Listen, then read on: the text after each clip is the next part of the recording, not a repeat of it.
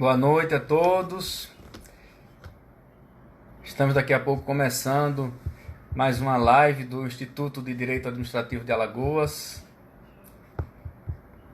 Boa noite. Vamos entrando aqui nesta live. A live vai ser diferente. Na verdade, vai ser uma entrevista com um grande intelectual aqui de Alagoas, uma grande personalidade das letras e também do direito, Dr. Diógenes Tenório de Albuquerque Júnior. É a segunda edição desse projeto do IDEA, que entrevista grandes personalidades do direito aqui no estado.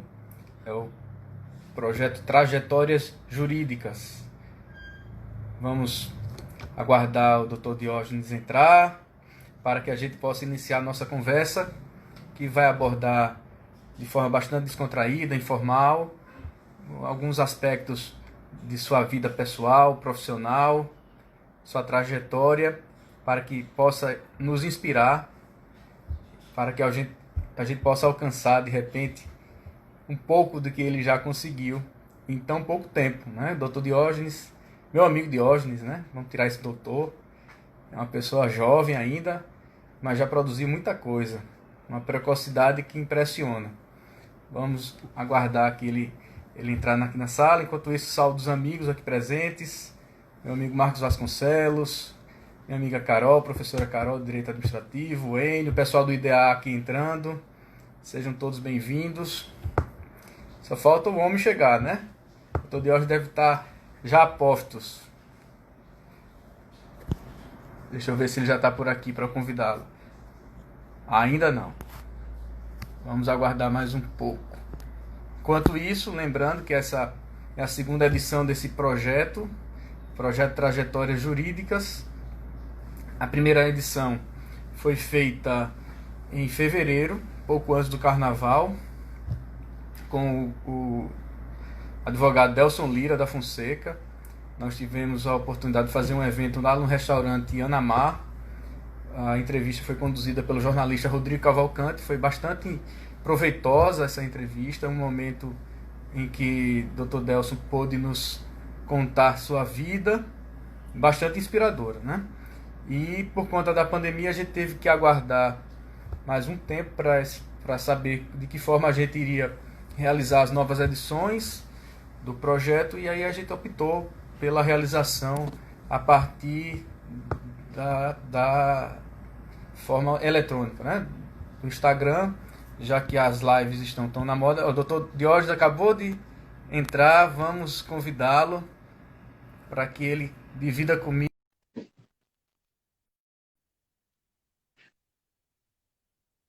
Está aceitando aqui o meu convite. Um grande abraço também ao amigo Marcos Vasconcelos Filho, um dos grandes intelectuais aqui do estado de Alagoas, também colega do Dr. Diógenes lá na Academia Alagoana de Letras e no Instituto Histórico.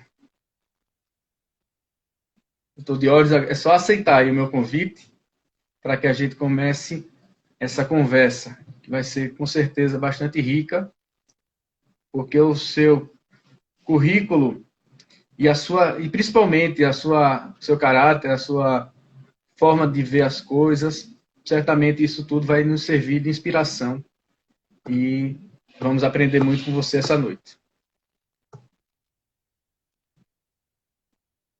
Vamos aguardar ele entrar. Sim, ainda falando sobre esse projeto. Vamos convidar de novo, não sei o que aconteceu.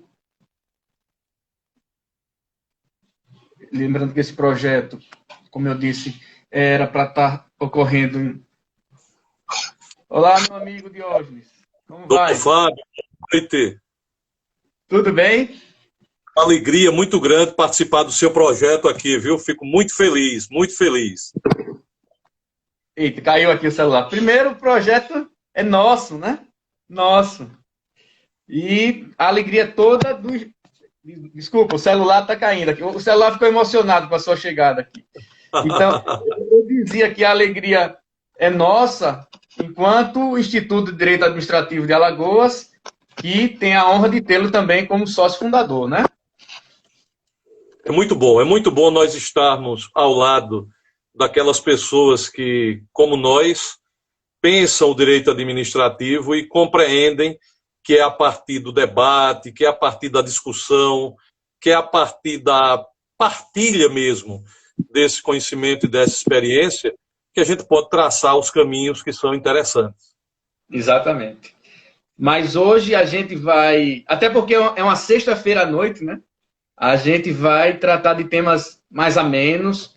Não vamos hoje conversar sobre questões jurídicas. Lógico, a gente vai falar sobre a sua trajetória no direito também, porque é uma trajetória muito consistente, né? Eu estava lendo o seu currículo e confesso que já estava impressionado de antemão, mas eu fiquei ainda mais, não vou dizer surpreendido, porque de você, do meu amigo Diógenes, eu espero tudo, mas eu queria saber o que é que você ainda não fez na vida, né? Falar do que você fez é fácil, o difícil vai ser falar do que você ainda não fez. Mas, com certeza, quem tem 50 anos de vida já tem trajetória, não é verdade? Pois é, meio século, né? Completado agora em maio, né, Diógenes? Você fez dia 3 de maio, 3 de maio. Parabéns também. Você passou a primeira metade do século de sua vida de uma forma bastante proveitosa e tenho certeza que a segunda metade vai ser melhor ainda. Eu espero em Deus que sim, espero em Deus que sim. Pois é. O nosso amigo Marcos Vasconcelos está elogiando seu timbre de FM. Você é um grande radialista, daria um grande radialista, né? O Marcos Vasconcelos, meu amigo e seu, além de ser o brilhante intelectual que é, e aliás eu quero fazer um vaticínio, Fábio, pode anotar aí, viu? Nós vamos ver Marcos Vasconcelos Filho ingressar na Academia Brasileira de Letras. Ele vai levar adiante a tradição de Ledo Ivo, de Guimarães Passos, de Aurélio Buarque de Holanda, de Cacá Diegues. O Marcos será um alagoano que vai enaltecer a Academia Brasileira de Letras. E no futuro breve, no futuro breve. Eu não tenho a menor dúvida quanto a isso. É só questão de tempo, né? Quando isso vai acontecer? Do jeito que ele é precoce, pode ser em breve, né? Aproveitando também, saudar aqui os amigos que estão entrando, doutor Marcelo Vieira, Cláudia Amaral, Ricardo Schneider, Luiz Tenório, todo mundo. Luiz Tenório, meu filho, a Tayane, a minha nora, que são que aí coisa a boa. Família viu? Cotidiana, né? Pois é. Muito bem, Diógenes. De falar em família, a gente pode começar por aí, né? Eu acho que é a base de tudo, né? A família. E quando a gente tem essa base sólida, a gente tem quase que meio caminho andado na vida, né? E pelo que eu percebo de você, você sempre valorizou muito as suas raízes. Sejam as raízes relacionadas ao local onde você nasceu, que é a Grande Murici, que de pequena não tem nada, seja também as raízes no sentido da família. E aí eu queria que você falasse um pouquinho sobre a sua infância, como é que foi, se você teve uma infância que você considera feliz, se você teve, digamos, experiências traumatizantes, se você... E o que do Diógenes de hoje em dia é devido ao Diógenes de lá de trás, lá da infância em Murici. Fica à vontade. Fábio, eu tive a melhor infância que eu poderia ter tido. Eu tive uma infância absolutamente feliz, absolutamente feliz. Cercada do carinho da minha família nuclear, eu fui criado com a avó, minha avó materna. Usa-se essa expressão, né, até de um certo modo pejorativo, um menino criado com vó. Pois eu sou um menino criado com vó. A minha mãe era filha única, casou-se e ficou dentro de casa, a casa que havia sido construída pelo meu bisavô, o avô dela, e nessa casa minha avó foi criada, minha mãe foi criada, eu e minha irmã também fomos criados lá. E eu vivi na década de 70, eu nasci em 3 de maio de 1970, eu vivi na década de 70 essa infância feliz, numa cidade que era pequena ainda assim, apesar da proximidade com a capital. Murici está apenas a 56 quilômetros da capital, mas Murici guardava muito das coisas do interior. Então, todos os meus conceitos, eu diria que toda a minha base psicológica, social, emocional, afetiva, religiosa principalmente, ela foi fincada lá em Murici. Em Murici eu aprendi, por exemplo, que sabedoria não é a mesma coisa que conhecimento. Eu conheci muitas pessoas, Fábio, sábias, e que não tinham conhecimento formal nenhum, ou quase nenhum. Eu convivi com um homem chamado Braulio de Oliveira e Silva, Braulio, mestre Braulio, como todos o chamavam, que era um marceneiro que só tinha o primeiro grau. E este homem conversava comigo, e com todas as pessoas, mas comigo especialmente, coisas que quando eu vim estudar em Maceió, e fui ver o que era filosofia no Colégio Marista de Maceió, eu vi que o mestre Braulio filosofava sem saber que estava filosofando. Eu convivi com uma mulher santa chamada Eulália Barbosa de Araújo, a madrinha Lale, que era madrinha de metade de Murici, e que era uma mulher simplória a tal ponto de não sair de casa. Ela ficava lá na sua cozinha preparando uns bolos que eram deliciosos, que ela vendia, e eu ia lá visitá-la e conversar com ela, e como aquela mulher me dava lições de vida, sem ter lido nunca um livro sequer. Portanto, foi justamente lá em Murici que eu aprendi que para a gente ser sábio é preciso principalmente observar a vida. Observar a vida com o que ela tem de bom e de desairoso também, porque nenhuma existência é feita apenas de dias de sol. Nós todos enfrentamos também noites escuras, as noites traiçoeiras de que nos fala a música católica, a noite escura da alma, que Santo Agostinho falava tanto nas suas confissões. Mas foi lá em Murici, né, que eu diria que formou-se o tripé do que é a minha atividade principal nessa vida, que é a convivência com a religiosidade, a convivência com a literatura, com as artes em geral, e principalmente a convivência com o ser humano. Eu adoro o ser humano. Eu gosto da companhia do ser humano. Eu acho que cada pessoa que se acerca de nós tem sempre muito para nos ensinar. Muito bom. Muito bem. Isso você deixa muito claro, transparece perfeitamente a partir da sua conduta como cidadão, como ser humano, como profissional. Diógenes, eu queria também saber, ainda pegando da sua infância, desse período que você se recorda com tanto carinho, o que você herdou da sua mãe e o que você herdou do seu pai em sua personalidade. Inclusive, a propósito, assim, deve ser difícil carregar um nome, né, o mesmo nome do pai, já vem com uma pressão extra, né? Imagino, nesse caso. Ainda mais tendo um pai como o seu, né, que é um profissional extremamente respeitado, uma pessoa de bem. E aí eu queria saber o que é que eles marcaram na sua formação enquanto homem. O meu pai, como você disse, eu agradeço, ele é realmente um homem de bem.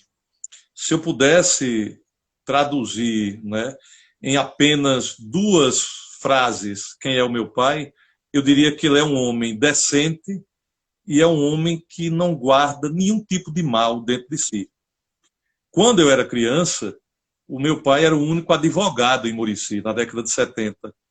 Então você imagina, meu pai já era procurador do município de Maceió, trabalhava aqui todos os dias, ele ia e voltava para Murici, e no final de semana, que deveria ser o momento dedicado à família, em verdade era o momento em que ele fazia advocacia em Murici, porque no final de semana era o dia da feira. E na feira de uma cidade do interior, na feira de Murici, especialmente naquela época, era quando aconteciam grandes questões que eram levadas à delegacia. Um bêbado discutia com outro e metia a peixeira no bucho do desafeto. Um marido descobria que estava levando chifre e corria para tentar matar a mulher e o pé de pano. Um vizinho que estava em casa brigava com o outro porque o filho de um tinha dado um cascudo no daquele. Enfim, toda sorte de problemas jurídicos apareciam no final de semana. E meu pai, que o escritório era na minha casa, então na nossa mesa lá, muitas vezes, o meu pai estava justamente atendendo as pessoas trabalhando naquelas questões jurídicas. Então, Portanto, eu posso dizer, desculpa, só para complementar, então eu posso dizer que o seu curso de Direito começou na sua infância, né, de certa forma. começou na minha infância, começou na minha casa. E veja, Fábio, naquela época, quando minha mãe perguntava o que é que eu queria ser, eu dizia, eu quero ser qualquer coisa menos advogado. E respondia, advogado se preocupa tanto com o problema dos outros que não tem como pensar nos seus próprios problemas. Porque era isso que eu via do meu pai.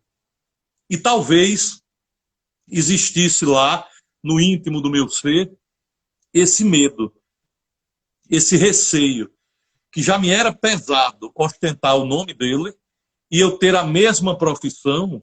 Eu imaginava que as pessoas naturalmente exigiriam de mim muitas das qualidades dele que eu não me via capaz de tê-las. Meu pai sempre foi um brilhante orador, sempre foi um trabalhador compulsivo, sempre foi um homem que gostou demais de ler, de estudar, de estar atento às novidades, né? E isso, de certo modo, me amedrontava. A minha mãe, ao contrário, era uma pessoa absolutamente discreta, absolutamente simples, apesar de estar também na área jurídica, de certo modo, porque ela era oficial do Registro Civil. O meu bisavô, o dela, foi o primeiro oficial do Registro Civil da comarca de Murici. Está lá no almanaque administrativo da província das Alagoas, em 1889, o ano da proclamação da República, lá no Instituto Histórico, estava lá. Escrivão do Registro Civil, Zé Lino de Souza, que era justamente esse meu bisavô, o pai da minha avó, o avô da minha mãe. Então, minha mãe estava ligada à área jurídica. E aí eu também via no cartório da minha mãe, que era na minha casa, a parte da frente da casa era o cartório, o que hoje nós chamamos da serventia, né? E aí eu via aquele amálgama das pessoas, Fábio, a riqueza da gente humana de Murici, principalmente da zona rural. Eu testemunhei no cartório da minha mãe coisas que são de cinema, só a gente vendo para acreditar. Por exemplo, certa feita chegou um cidadão para casar, levar a documentação para o casamento civil, ele já convivia maritalmente há mais de 20 anos com a mulher, e minha mãe disse, como é o nome dela? Aí ele disse, Nena. Minha mãe disse, não, Nena é o apelido, eu quero o nome. Ah, eu não sei não, dona Lenira. Desde que eu namorei com ela, eu só chamo ela de Nena e só sei esse o nome dela. A mãe disse, não é possível. Seu sogro, seus cunhados, todo mundo só chama ela de Nena. Os meus filhos, inclusive. Eu tive que voltar à casa da fazenda para no outro dia voltar com a certidão de nascimento da mulher, porque ele não sabia dizer o nome dela. Veja que coisa interessante. Década de 80, o Fábio Júnior, que hoje faz sucesso, imagine na década de 80, quando ele balançava aquele cabelinho dele com a mãozinha ali atrás. Pois bem, o que chegava de gente, dizia, eu quero registrar o meu filho. Como é o nome? Fábio Júnior. E aí minha mãe dizia, não pode, moço. E aí dava o meu exemplo. O senhor não conhece o Dioginho, meu filho? Conheço. Pois é, ele é Diógenes Júnior, porque o pai dele, quem é o pai dele? É o doutor Diógenes. Pois é, o pai dele tem o mesmo nome. Como o senhor é Antônio, como o senhor é Cícero, como o senhor é Ismael, o seu filho não pode ser Fábio Júnior. Pode ser Fábio, mas Fábio Júnior não. E o sujeito dizia, não aceito, quero falar com o juiz. E aí corria para falar com o juiz, que era, num primeiro momento, o doutor de Murier Monteiro do Amaral, uma figura bonachona, uma figura simpaticíssima. Depois o doutor Zé Olavo Lopes, depois o doutor Wilton Moreira da Silva, depois o doutor Jairo Maia Fernandes, que faleceu há pouco tempo. Enfim, então foi nesse ambiente que eu fui crescendo e vendo as coisas do direito, da justiça, mas principalmente vendo que o ser humano era muito rico.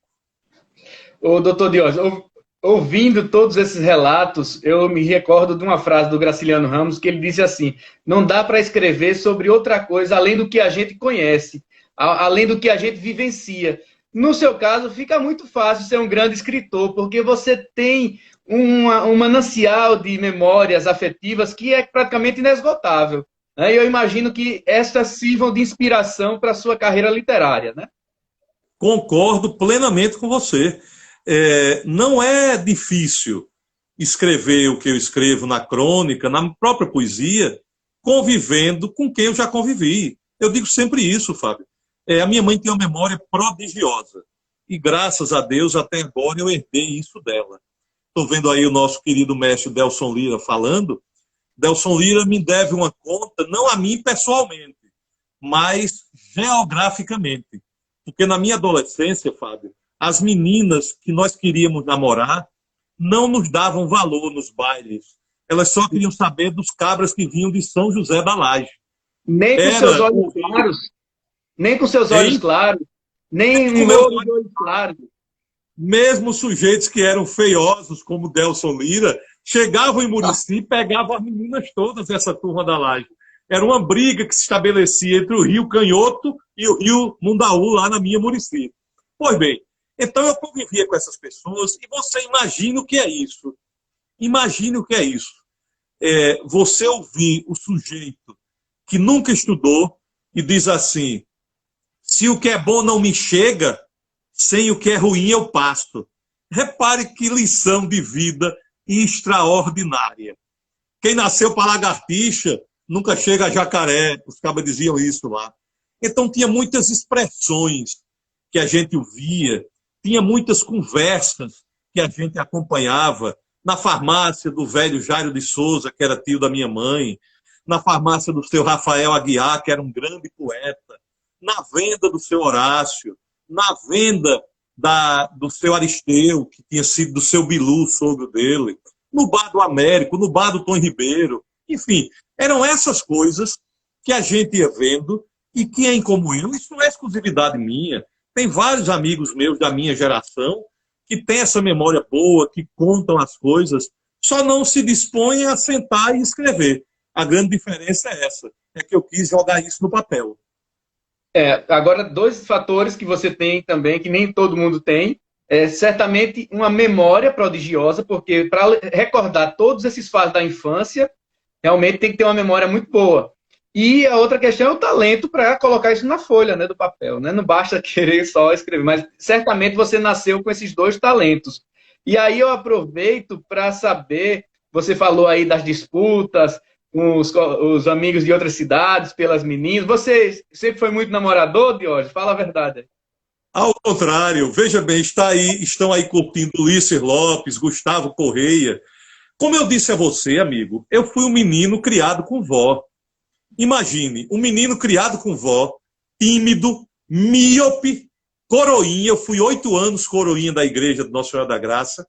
Então eu nunca tive o menor sucesso, eu nunca fiz o menor sucesso com as meninas na minha época de adolescente e principalmente de pré-adolescente em Murici. Eu tinha amigos que eram galãs.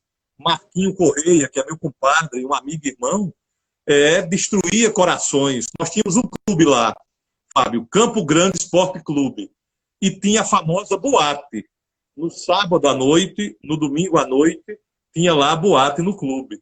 Meu amigo, eu ia sozinho para essa boate, voltava sozinho. Não conseguia dançar com ninguém, até hoje eu não aprendi a dançar. Não conseguia namorar ninguém, não conseguia paquerar ninguém e, desdita maior, não conseguia arrastar ninguém para o ar livre. O ar livre era um espaço que tinha lá, escuro, onde quando a gente queria dar um amasso mais apropriado, corria para o ar livre. O Gustavo, que está aqui nos curtindo, era um grande habitué desse ar livre. Mas eu, meu amigo, nunca consegui chegar lá. Então, essa é outra coisa que eu digo sempre. Os livros, Fábio, me salvaram. A literatura, realmente, ela me salvou. Porque esse pouco tato que eu tinha para com as meninas, e eu sempre quis me aproximar do público feminino, que sempre me chamou a atenção e sempre me empolgou muito, mas eu vi que a única forma que eu tinha de fazer isso era conseguir ler alguma coisa e ter o que conversar com aquelas que gostavam de ler. Porque, veja, se eu fosse querer competir com sujeitos fortões, que naquela época já faziam academia lá em Murici, eu não tinha a menor chance. Nunca dei um tapa em ninguém, não sabia brigar. Se eu fosse brigar, apanhava. Então não tinha jeito. Se eu fosse competir com quem tinha dinheiro, os filhos dos usineiros da usina São Simeão, os filhos de prefeito, os filhos de fazendeiro, eu estava frito. Meu pai era um advogado realmente de interior, que ganhava os honorários em forma de peru, de galinha, de quarto de porco, de dúzia de ovos, de jaca mole. Era assim que o pessoal pagava ele quando pagava. Minha mãe servidora pública. Então nós vivíamos modestamente. Classe média, média baixa. Vivíamos modestamente. Então eu vi que a literatura era o caminho. Você falou aí, houveram coisas ruins, minha infância foi toda feliz. No colégio, principalmente no ginásio Nossa Senhora das Graças, eu sofri bullying. Bullying pesado. Se fosse hoje, seria bullying criminalizado até. Ulisses Maurício Lopes está aqui acompanhando nossa conversa. O que esse homem deu de cascudo em mim, o que ele surrupiou de lanche meu, o que ele me obrigou a dar brinquedo meu para ele brincar na minha frente, não está no gibi. E é interessante que quando eu conto isso ao Ulisses, ele é da minha idade, tem 50 anos. Ele diz, eu não lembro disso. Claro que ele não lembra, meu amigo. Quem bate não lembra nunca. Agora, quem apanha não esquece jamais.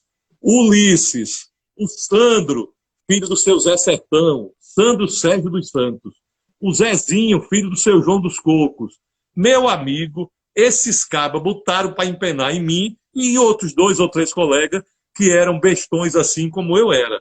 Só que, veja, nenhum de nós virou doente mental, nenhum de nós ficou depressivo, nenhum de nós ficou sociopata. Ao contrário, eu acho que eles até fizeram bem. Hoje eu enxergo assim.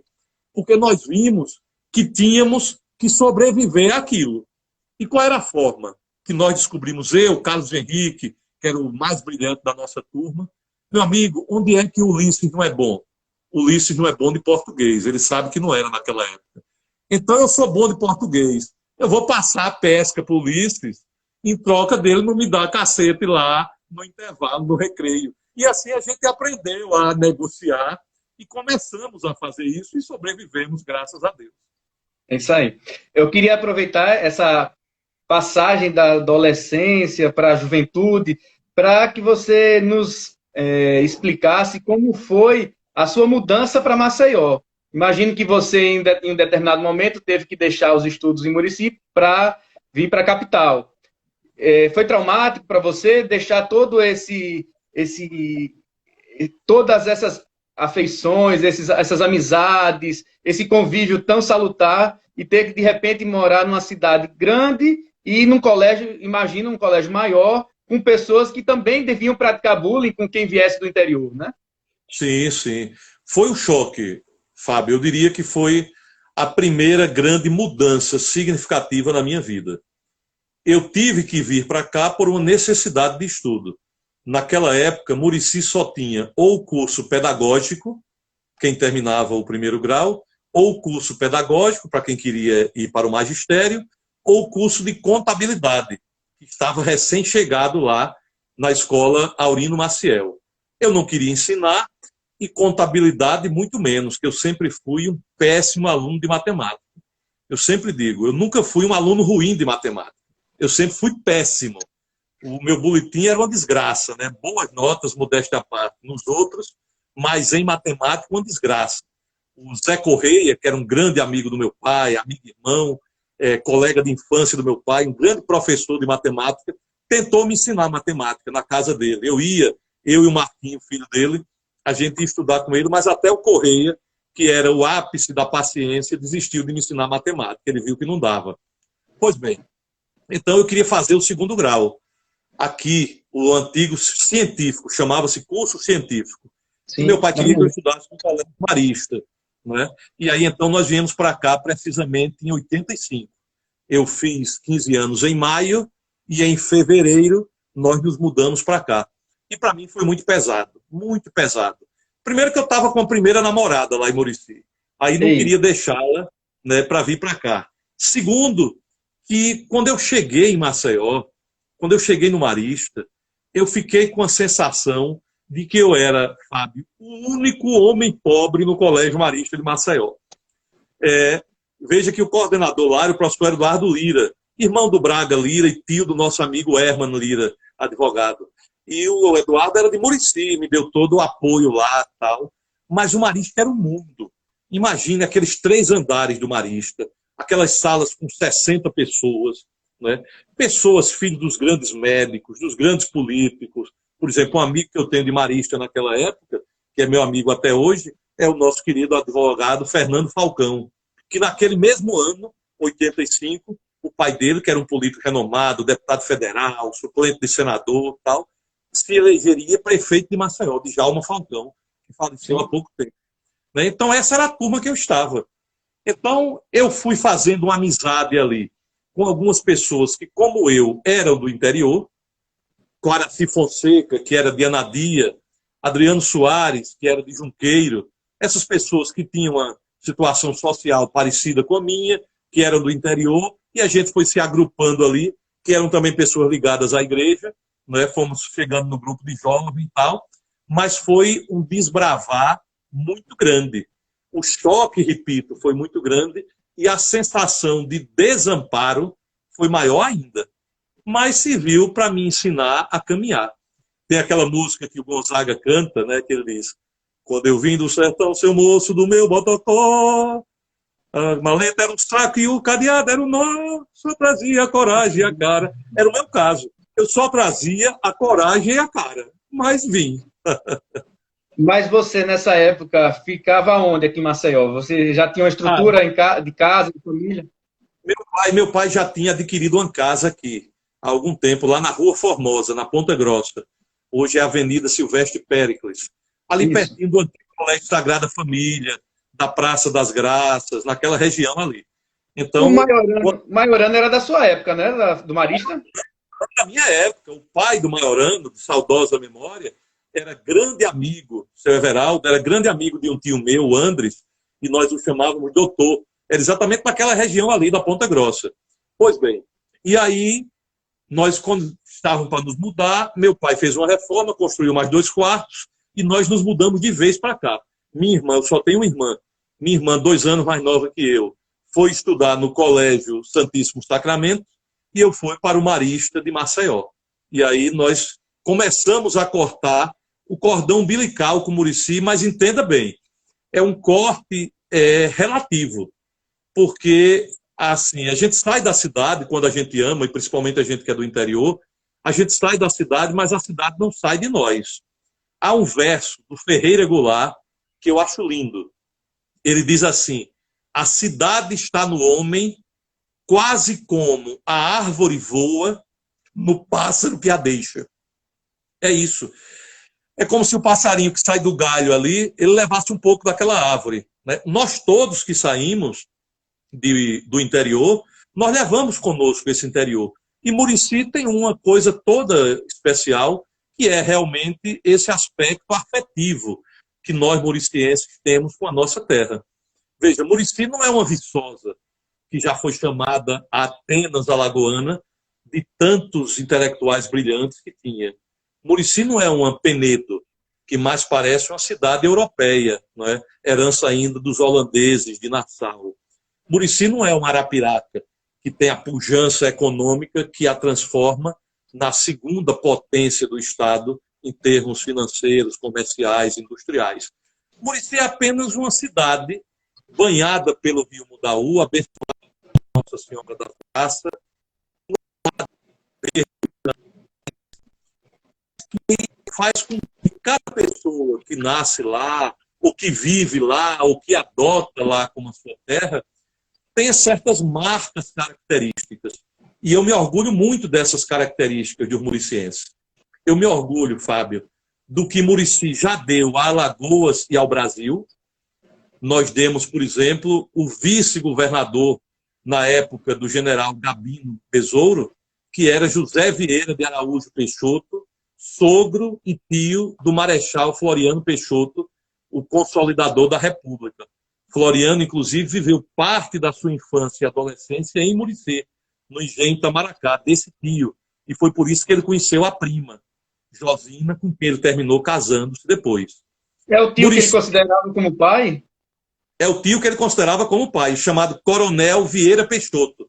No célebre episódio da Guerra dos Lisos e Cabeludos, que você conhece tão bem, o Coronel Vieira Peixoto foi quem capitaneou as tropas legalistas naquela região da chamada Zona dos Palmares. Né? Murici teve 2 fundadores da Academia Alagoana de Letras, Aurino Maciel, filólogo, historiador, respeitadíssimo em Pernambuco, onde se radicou, e Tito de Barros, poeta, militar, prefeito de Murici, deputado estadual, comandante da polícia do nosso estado, integrante da célebre Expedição Rondon, que desbravou o norte bravio. Você tem um livro sobre ele, né, Diógenes? Sim? Você tem um livro sobre o Tito de Barros, né?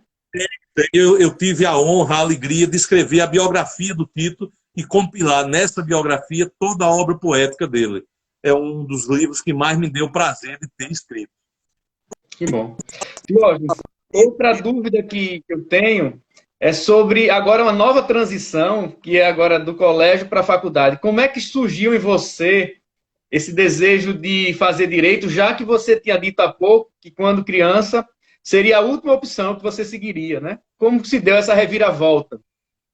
Boa pergunta, boa pergunta. Essa visão que eu tinha como criança, quando criança, Fábio, ela começou a adquirir um novo contorno depois que eu fui tendo consciência da minha própria humanidade e da humanidade dos que me circundavam.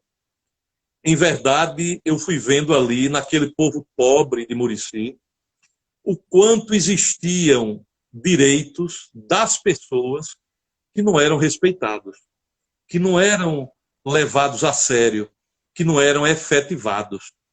Eu cansei de ver avós de colegas meus, homens que trabalharam no eito, na palha da cana, como se diz lá, a vida toda, e que ao não conseguir mais trabalhar, de tão fisicamente debilitados que estavam, em que pese só terem cerca de 60 anos, começavam a passar fome, porque não tinham aposentadoria.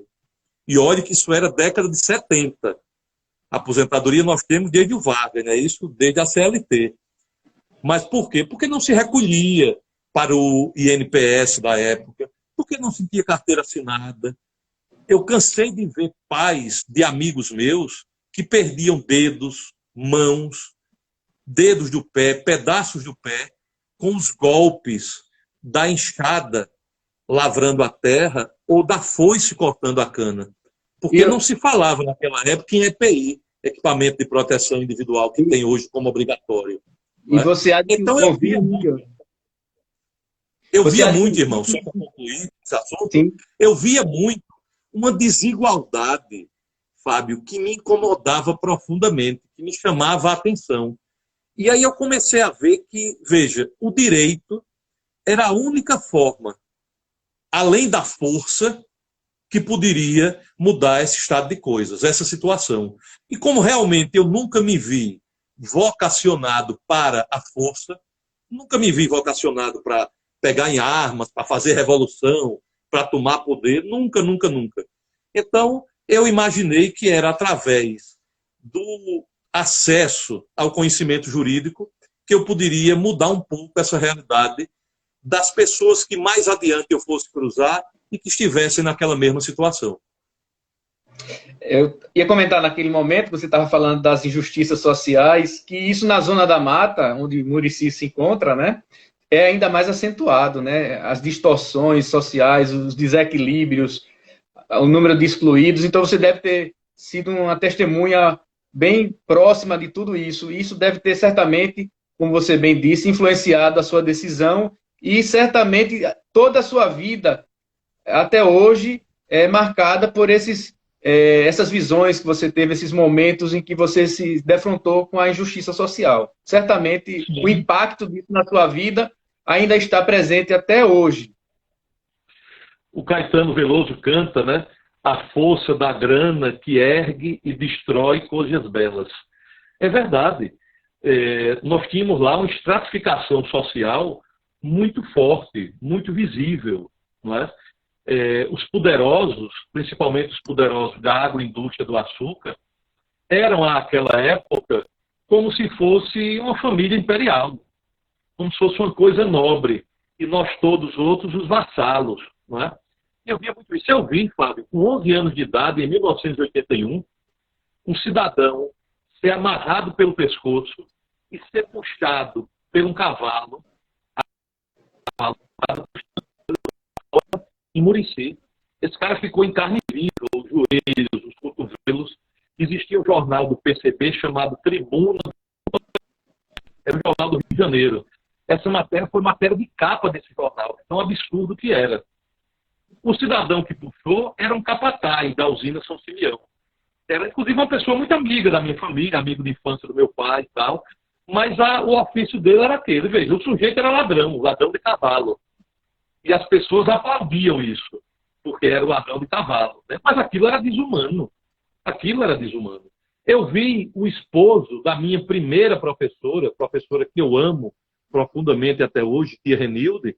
O esposo dela foi assassinado, eu tinha 6 ou 7 anos, Afrânio Ramos, filho de uma família tradicionalíssima, humilde, decente, mas foi assassinado porque ele fazia críticas abertamente ao poder local, ao poder estabelecido naquela época com os que detinham dinheiro e força.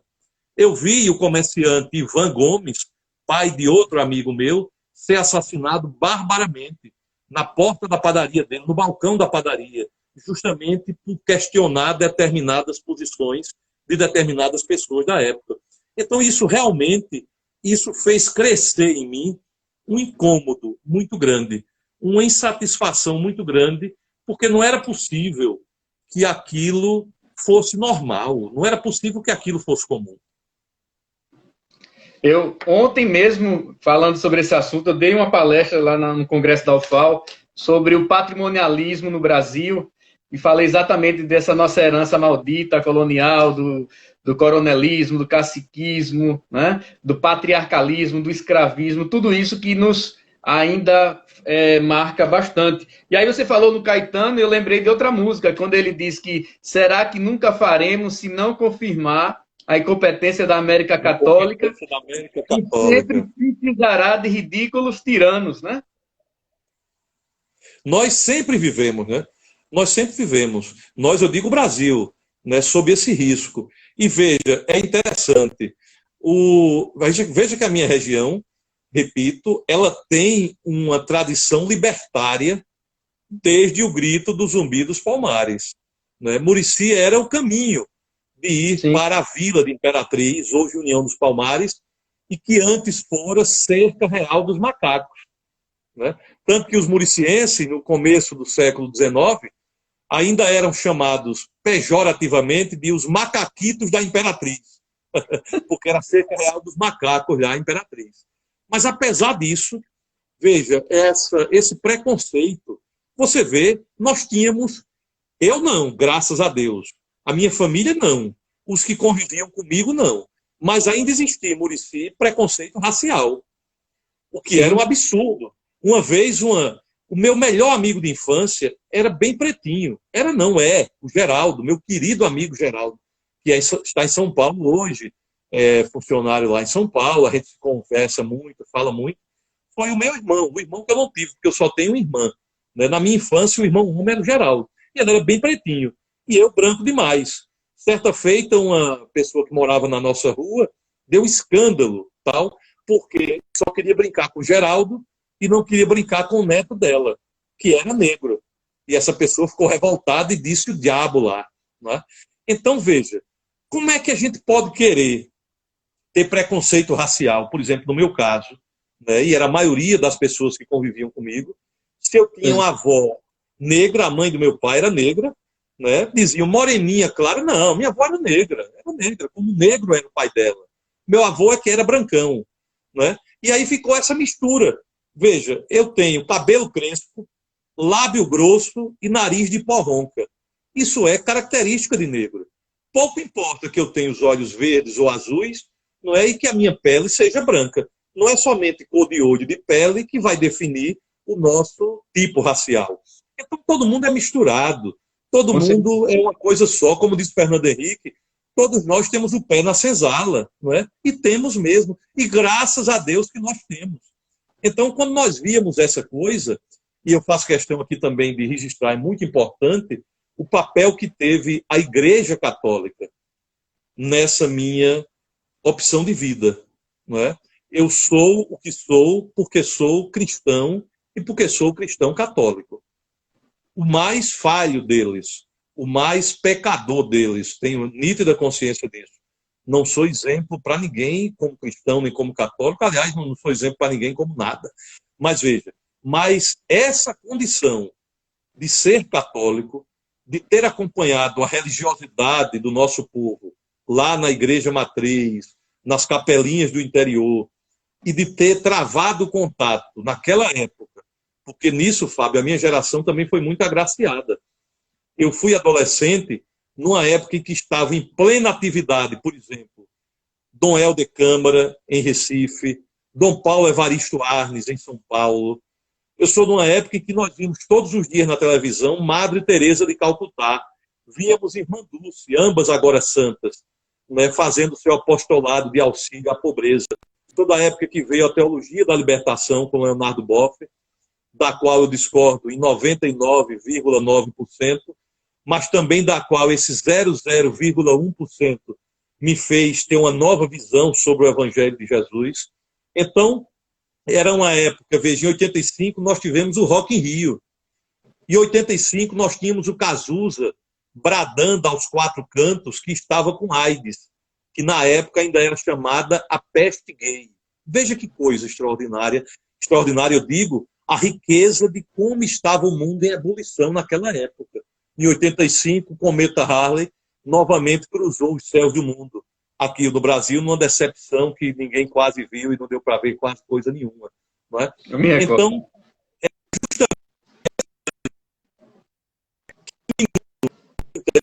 eu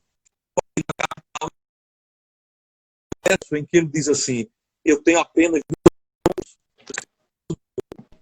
É a mesma coisa minha.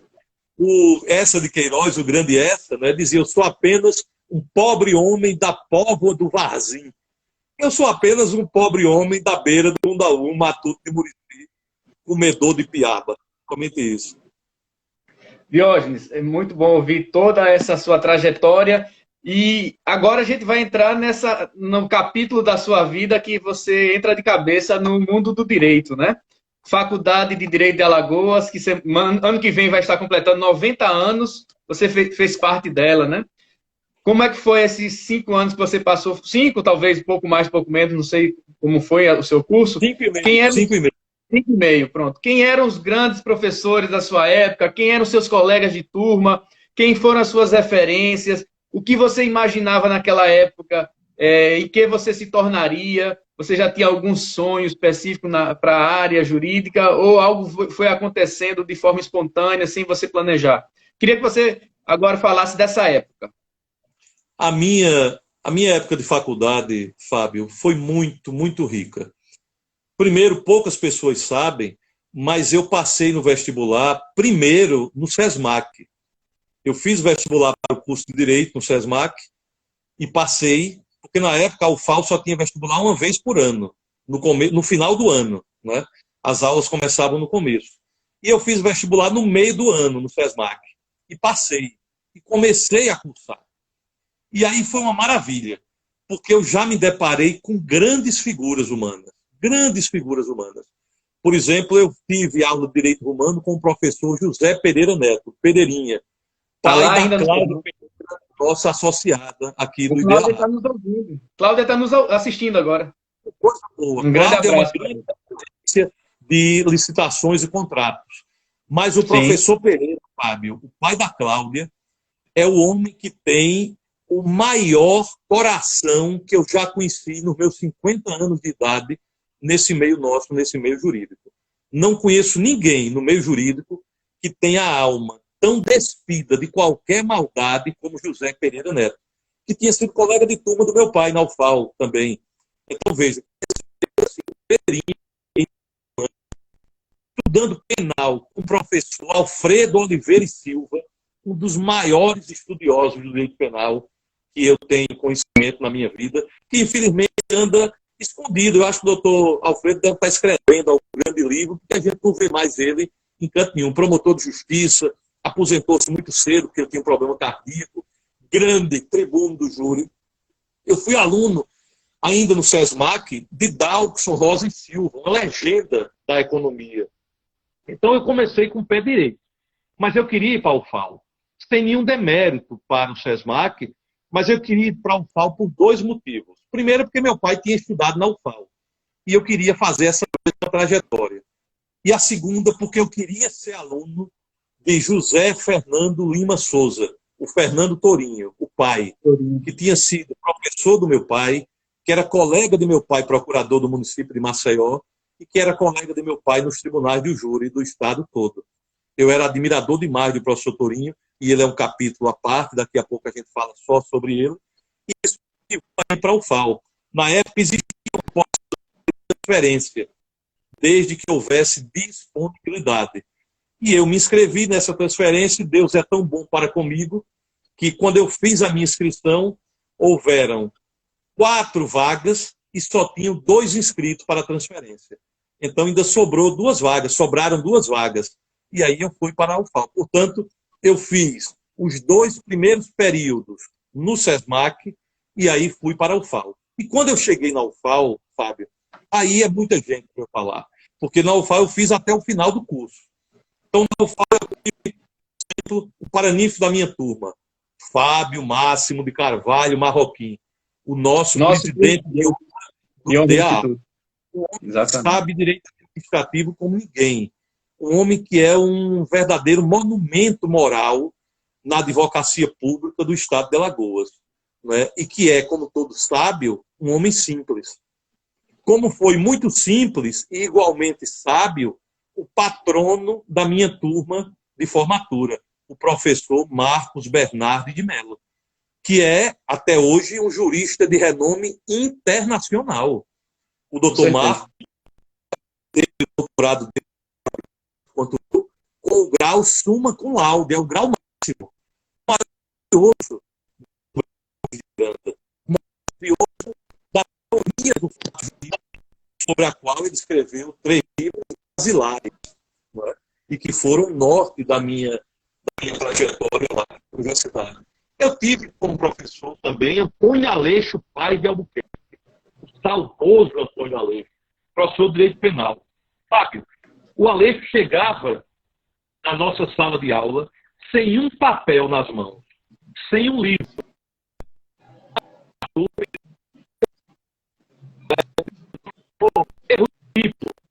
Aí ele pegava o giz, meu amigo, dava as costas para nós e já arrochava escrevendo o quadro sobre erro de tipo, citando Bepion, Malatesta, Marcílio, Giuseppe Leone, todos esses caras do direito penal que ele havia lido, e ele falava isso com aquela cabeleira esvoaçante dele, como se fosse um poeta parnasiano do século XVIII, de uma forma tão empolgante e tão empolgada que era impossível não se apaixonar pelo direito penal e se apaixonar pelo Aleixo também.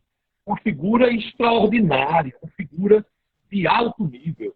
Eu fui aluno de Direito Civil do professor Marcelo Teixeira Cavalcante, um homem que tinha um charme todo especial, né? Um homem que era um sedutor nato no sentido melhor da palavra, um homem que sabia Direito Civil e que tratava a nós todos com uma fidalguia, com uma amizade, com uma atenção que conquistava os corações, não somente os femininos, esses ele destroçava, mas os corações masculinos também, e ficávamos todos empolgados.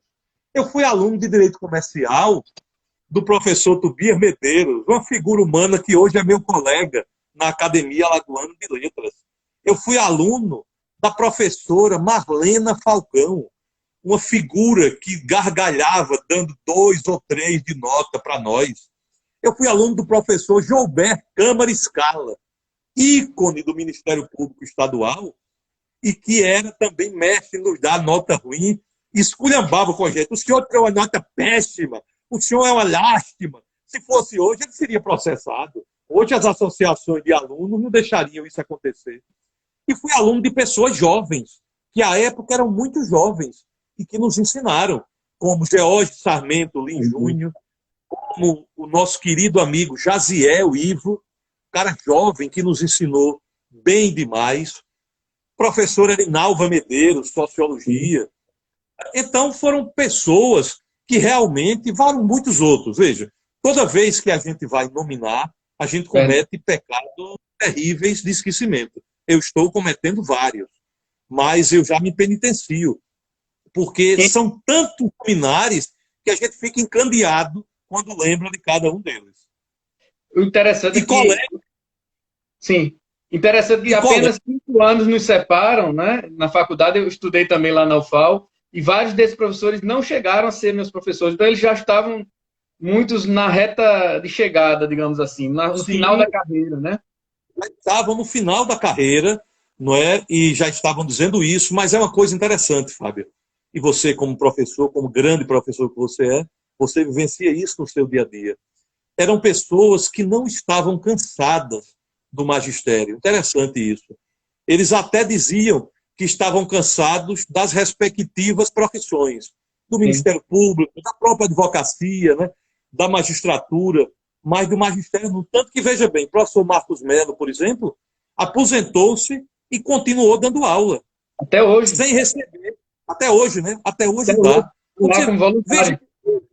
Veja que coisa extraordinária, não é? Nós tínhamos as famosas greves da universidade, que eu sempre fui contra, sempre fiquei danado da vida com as greves, e foi por isso que naquela época criou-se uma fama de que eu era de direita, de que eu era reacionário e tal, os nossos colegas que eram da dita esquerda, que eu nunca simpatizei com a esquerda alagoana em especial, não é?